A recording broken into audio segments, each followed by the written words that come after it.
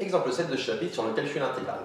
Alors, si on regarde les exemples précédents, les deux premiers exemples, on avait pu calculer des intégrales et des primitives directement. La série d'exemples suivants, on a pu calculer des intégrales et des primitives grâce à des intégrations par partie. Donc, c'est un des premiers outils qu'on a vu pour pouvoir calculer des intégrales quand ça ne se fait pas directement. On va voir ici un autre outil qui est le changement de variable. Donc, on a cette partie du cours. On va voir comment calculer des intégrales ou des primitives grâce à des changements de variables. Alors, commençons par cette première intégrale qui est ici. Donc, on a ici l'intégrale, je l'ai appelée i, qu'on veut calculer, c'est l'intégrale de 0 à 1 de racine de 1 moins x au carré dx. Cette intégrale, je ne vais pas réussir à la calculer directement parce qu'une primitive comme ça directe de cette fonction, j'ai pas trop d'idées. Une intégration par partie, bon, en faisant peut-être x1, mais ça ne nous aiderait pas beaucoup plus, je pense, on ne pourrait pas sortir non plus. Donc là, ce qui va fonctionner, c'est un changement de variable. Qu'est-ce qui va nous guider dans le changement de variable? Alors là, on a un exemple, c'est peut-être l'exemple le plus compliqué, on va dire, parce que dans cet exemple-là, c'est à nous de trouver le bon changement de variable. On va avoir d'autres exemples plus tard où on aura des astuces qui permettront, enfin des changements de variables qui marcheront à tous les coups dans certaines situations. Là, ici, il faut à nous de réfléchir. Alors, qu'est-ce qui nous embête? Ce qui nous embête, c'est par exemple la racine carrée. Si j'enlève la racine carrée, une primitive de 1 moins x au carré, c'est un polynôme, je sais faire. Ce qui m'embête aussi, c'est par exemple, le carré m'embête aussi. Si j'enlève le carré, une primitive de racine d'un moins x, j'aurais pu connaître aussi. Donc là, j'ai une racine carrée, un carré, j'aimerais bien les faire sortir. Bon, je ne peux pas parce que j'ai 1 et moins qui vont m'empêcher de faire ça. Donc la question que je vais me poser, c'est pas évident de trouver encore une fois. Je pense qu'en tête, je vous aurais donné le changement de variable à faire pour ce type d'intégrale. Mais ici, j'essaie quand même de vous guider, de vous montrer comment trouver. L'idée, c'est comment passer de 1 moins x au carré à juste un truc au carré. Si j'ai un truc au carré, avec la racine, ça va simplifier et je vais pouvoir faire des choses. 1 moins quelque chose au carré égale un autre truc au carré. Vous avez un lien que vous connaissez peut-être. Vous savez peut-être que si la formule suivante, je sais pas, peut-être vous devez connaître la formule suivante, on sait que cosinus carré t plus sinus carré t égale 1. Autrement dit, qu'est-ce qu'on peut dire? On peut dire que le cos carré t, par exemple, je peux l'écrire 1 moins sinus carré t. Et donc, je vois que là, 1 moins quelque chose au carré, ça vaut une autre quantité au carré. Qu'est-ce que je vais faire? Je vais donc poser x égale sinus t. Bon, voilà, je prends mon variable qu'on va faire ici. On pose x égale sinus de t. Alors, quand vous faites un changement de variable, vous allez avoir un premier réflexe qui va revenir à calculer ce que je vais appeler dx. dx, c'est le dx qui est ici quand on calcule toujours une intégrale. Quand on calcule ce dx, quand vous avez fait le changement de variable, déjà vous avez d'autres variables, là j'ai x, là j'ai t, ce n'est pas la même variable, changement de variable, je change de variable. Ici, je vais dériver la quantité qui est là à droite par rapport à t. Quelle est la dérivée de sinus t par rapport à t? La dérivée de sinus t, c'est cosinus de t. Et je vais avoir après dt. Alors, une façon de voir ça, je vais écrire quelque chose, ce que je vais écrire, c'est pas seulement correct, mais ça va peut-être vous permettre de comprendre. Regardons. En fait, ce que j'ai fait, c'est que je prends une notation un petit peu physicienne. Si je fais dx, donc si j'ai x qui vaut sinus t, si je fais dx sur dt, ça veut dire la dérivée de cette quantité qui est là par rapport à t. Donc j'ai dx sur dt qui vaut cosinus t, et c'est là où c'est pas très. Je ne vais pas mettre un équivalent, mais on va mettre quelque chose comme ça. C'est pas très rigoureux. En vrai, on ne peut pas vraiment séparer le dx et le dt, mais c'est ça l'idée qui est derrière. Ce que j'obtiens, c'est que du coup, dx égale cosinus t dt. Alors ça, je le mets entre parenthèses, pour vous oublier, on va dire. Ne retenez pas forcément ça, je vais vous montrer d'où ça vient. Retenez surtout la méthode, ce qu'il faut faire. Quand je pose un changement de variable, réflexe, je calcule toujours dx. Donc quand je pose x égale sinus t, je calcule dx en faisant, je dérive mon sinus t, ça fait cos t, et je multiplie par dt. Une fois qu'on a ça, on va revenir à l'intégrale de départ. Donc i égale intégrale de. Alors je vais remplacer du coup x par ce que j'ai calculé. X, j'ai dit que c'était sinus t. Donc je vais avoir 1 moins sinus carré t ici. Et le dx, je vais également le remplacer par ce que je viens de trouver. Je viens de trouver que dx, ça valait cosinus t dt. Donc là, je vais écrire cosinus t dt. Et il y a une autre chose à faire. Donc quand on fait un changement de variable, premier réflexe, quand on fait x égale sinus t, on calcule dx. Il y a aussi autre chose, c'est vérifier les bornes. Enfin, pas vérifier, mais changer les bornes. En fait, ici, les bornes de mon intervalle, elles vont être modifiées suite à mon changement de variable. Comment je vais trouver ce qui va ici? Alors, on va prendre des petites couleurs pour essayer de visualiser les choses. La borne 0 ici, qu'est-ce qu'elle va me donner ici? La question, c'est la suivante. Quand x, là c'est x, quand x vaut 0, que vaut sinus de t? Pour quelle valeur du sinus j'ai 0? Pour les valeurs simples, ben, on va prendre 0 par exemple. Je sais que sinus 0, ça vaut 0. Donc là, je vais mettre 0. Encore une fois, c'est parce que sinus 0 égale 0. Je vais l'écrire en bleu, car sinus 0 égale 0. Maintenant, regardons ce qui se passe pour la bande qui est ici.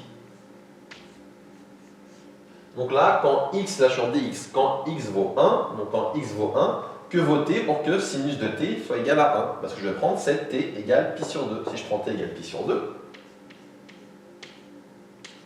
je vais obtenir bien que, donc, en orange c'est car sinus pi sur 2 égale à 1. Et du coup, j'ai bien les bornes qui coïncident avec mon changement de variable. Maintenant, je poursuis mon calcul. Alors, je vous fais une petite remarque. En vrai, en pratique, pour pouvoir faire un changement de variable, il faut vérifier quelque chose. Il faut vérifier qu'on a une fonction qui s'appelle une bijection. Enfin, pour être plus précis d'ailleurs, un C1 difféomorphisme.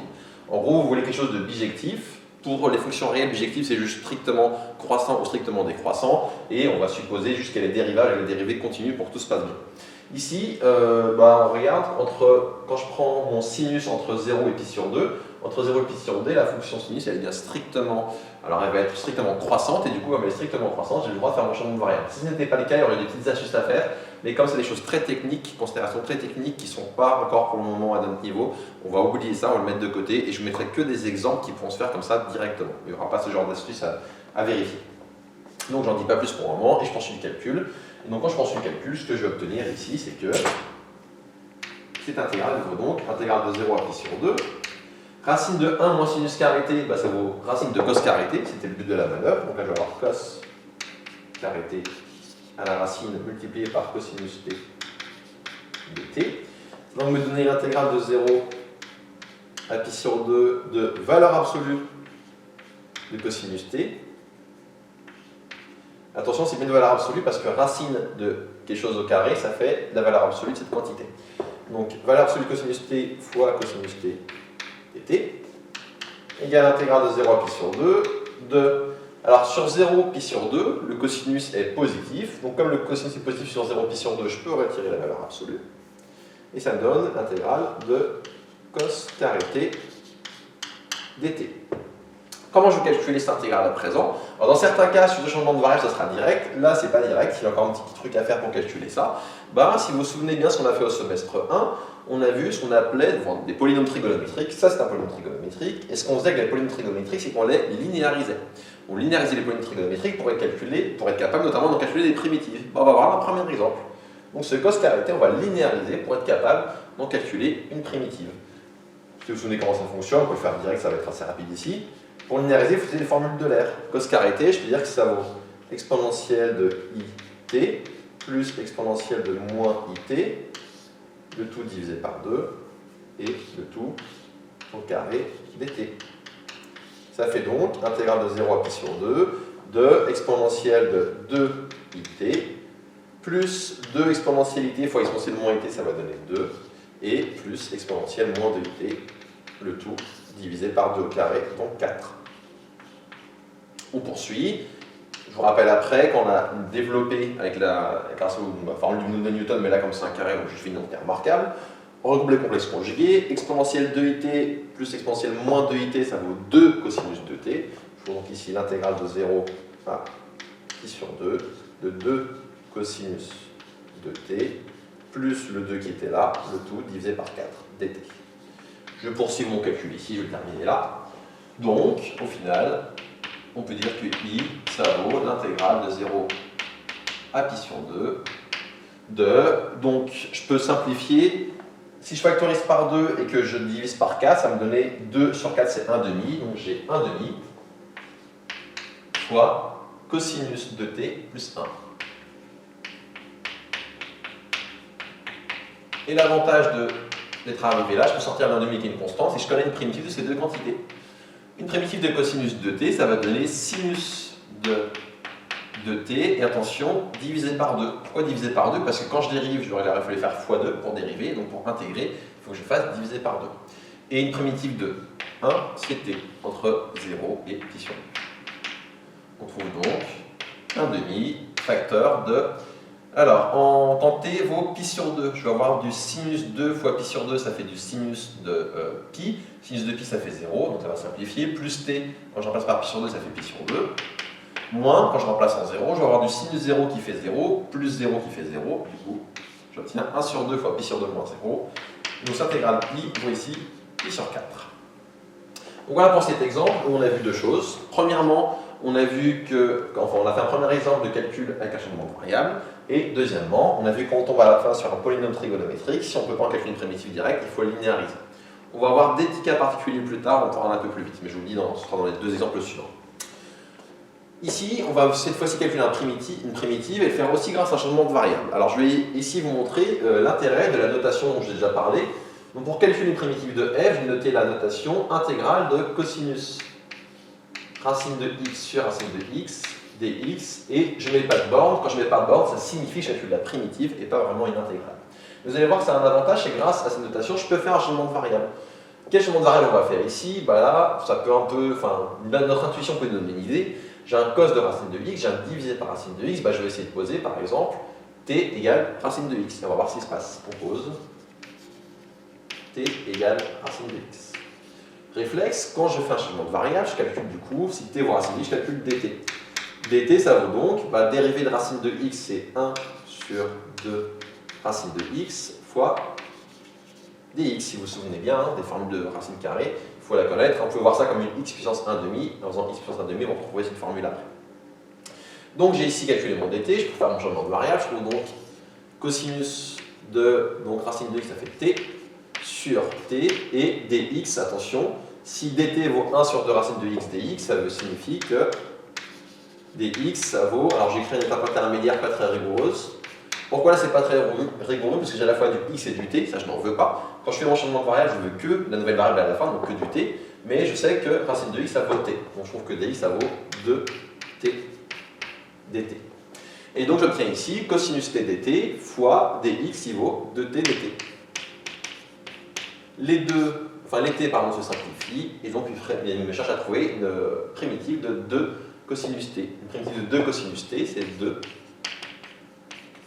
sinus de t. Et dernière étape, alors, si on revient à l'exemple précédent, quand j'ai fait mon changement de variable, il a fallu que je change les bornes. Là, ici, je n'ai pas de borne, du coup, je n'ai pas pu les changer. Mais il y a quelque chose où je dois faire attention. À la base, je cherche une primitive d'une fonction dont la variable était x, et là, j'ai une fonction dont la variable est t. Donc ça, c'est pas possible. Donc ce qui va être l'équivalent dans la recherche de primitive de changer les bornes, ça va être de réutiliser mon changement de variable, c'est-à-dire, je sais que t vaut racine de x, du coup, à la dernière étape, je remplace t par racine de x. Donc ça fait 2 sinus de racine de x. Et ça termine ici le calcul d'une primitive de f. Donc une primitive de cette fonction, c'est la fonction 2 sinus racine de x. Une remarque, ça on peut faire reconnaître, c'était de la forme u' fois cosinus u. Si vous reconnaissiez cette forme-là directement, u' fois cosinus u, on pouvait directement trouver cette primitive sans passer par changement de variable. Si dans l'exemple, je crois que c'est dans l'exemple 2, l'exemple 2 on avait justement calculé pas mal de primitives de fonctions où je vous avais dit que c'était des formes classiques qu'on trouvait directement, parce qu'à l'époque on ne connaissait pas encore les changements de variables. Si l'exemple 2 vous ne l'avez pas trop aimé, vous pouvez le refaire en faisant des changements de variables, en utilisant cette méthode. Alors changement de variable ne sera pas tout le temps t égale racine de x, mais en posant le bon changement de variable, et vous verrez qu'en faisant ça, ça vous donnera directement la bonne primitive. Donc quand vous avez comme ça une fonction de ce genre-là, de la forme u' cos u, ou u' sinus u, ou u' exponentielle u, ou u' fois u puissance n, vous pouvez soit calculer directement, si vous êtes à l'aise, si vous connaissez bien vos formules. Si vous êtes un peu moins à l'aise, n'hésitez pas à faire comme ici, donc à poser un changement de variable, en posant justement t égale votre u dans la formule u' fois u puissance n, ou u' fois cos u, etc. Donc en faisant ça, ça vous permettra de calculer les primitives directement, si vous n'êtes pas à l'aise, enfin pas vraiment directement, pardon, mais grâce à un changement de variable, vous aurez assez facilement la solution, si jamais vous n'étiez pas à l'aise avec ce qu'on a fait à l'exemple 2. Donc revoyez l'exemple 2 si besoin, et regardez ce que vous préférez entre faire un changement de variable ou calculer directement. Donc ça termine ici cet exemple.